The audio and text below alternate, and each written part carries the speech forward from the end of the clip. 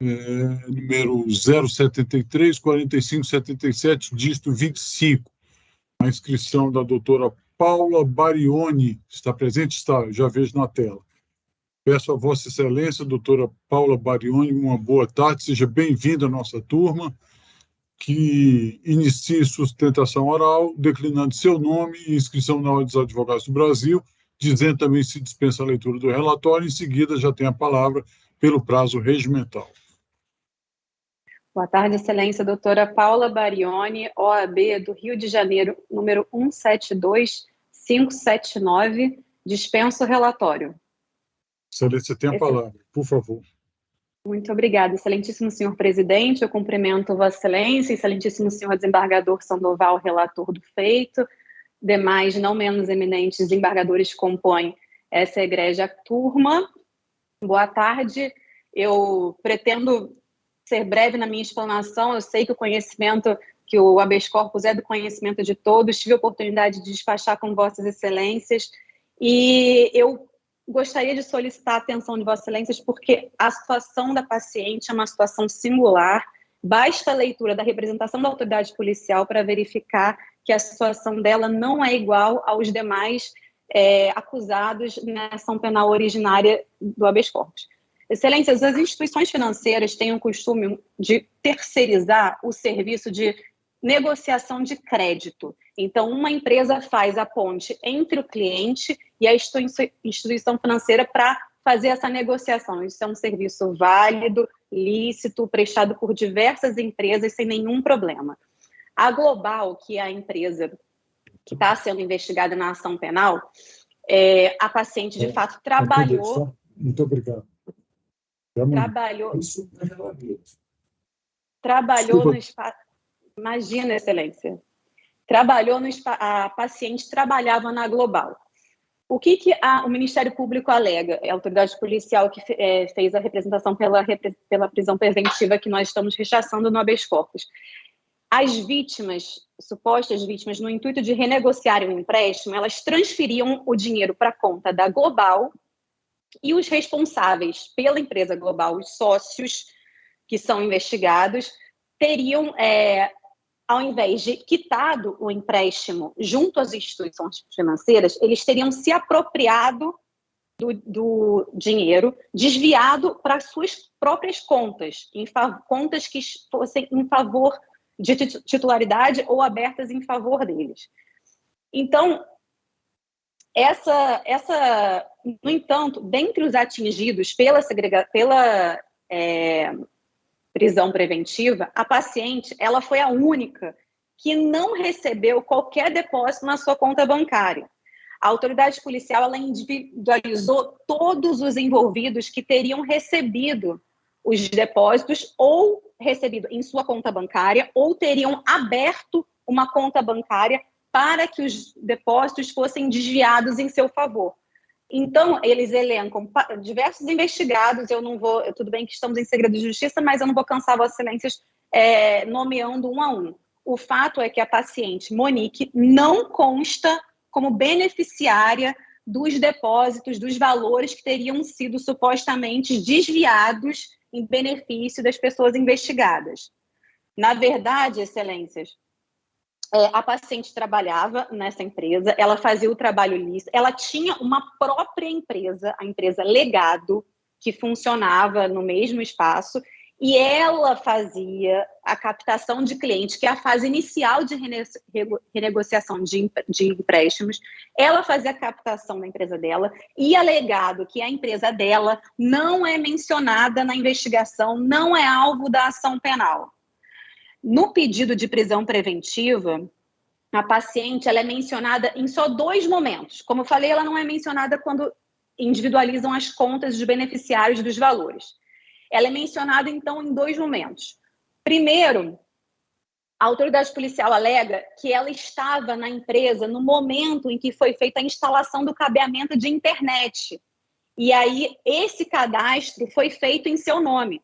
Mas a própria autoridade policial fala que ela não era contratante. A empresa, ela estava na empresa quando a empresa de cabeamento da internet chegou e, por isso, a conta da internet saiu em nome dela. mas ela não é sócia, não é responsável pela empresa, não era responsável pela contratação do serviço. Como eu falei, ela é responsável pela empresa legado, a gente juntou todas as informações da pessoa jurídica que é da titularidade dela, que é a pessoa jurídica que ela usava para fazer a captação de cliente dela, que não está na investigação. E logo em seguida, a autoridade policial, ela menciona uma empresa Eagles, que seria supostamente a empresa que os então investigados estariam utilizando agora para continuar o serviço de captação e renegociação de empréstimos. Só que, excelências, não tem... Primeiro, a paciente, ela não consta atualmente nessa sociedade. Ela não consta como sócia dessa sociedade. E não tem qualquer ilícito que seja investigado que teria sido cometido no âmbito dessa sociedade, porque essa sociedade é recente, ela foi aberta recentemente. Os fatos são mais antigos. Os fatos são vinculados à Global, à empresa Global, que não é a empresa da paciente. A paciente é responsável pelas operações feitas na Legado, que é a empresa dela, que não está sob investigação.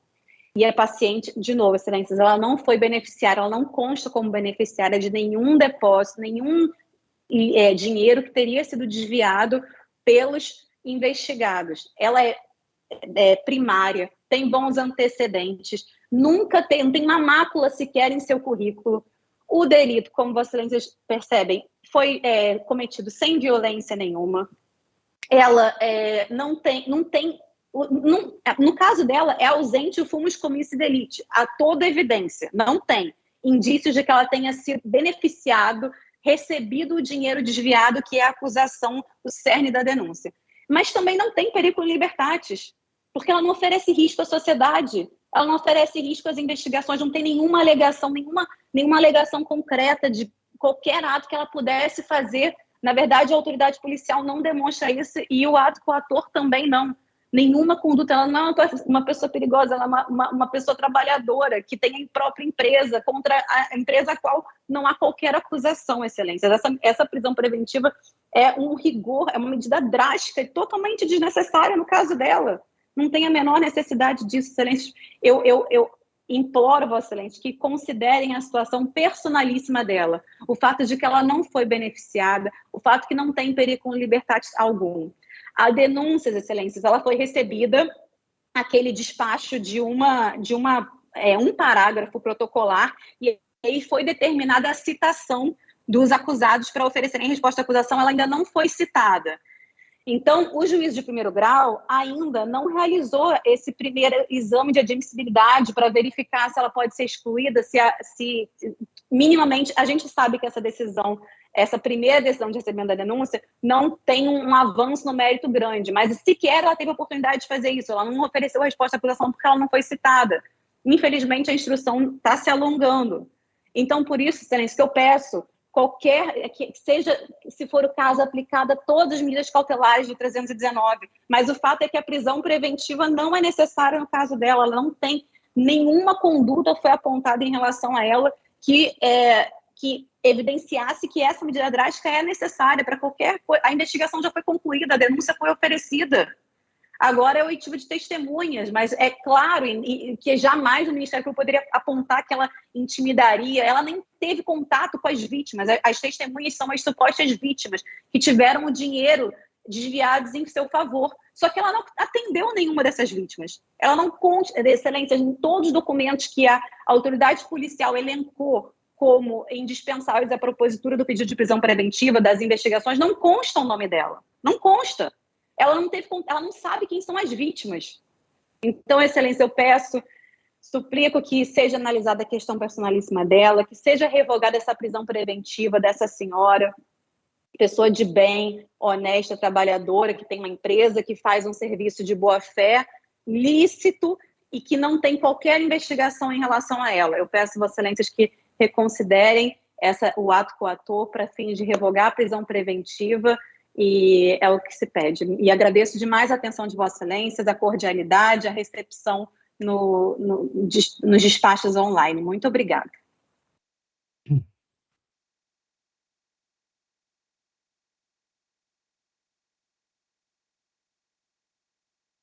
Senhor presidente, Vossa Excelência disse algo, parece que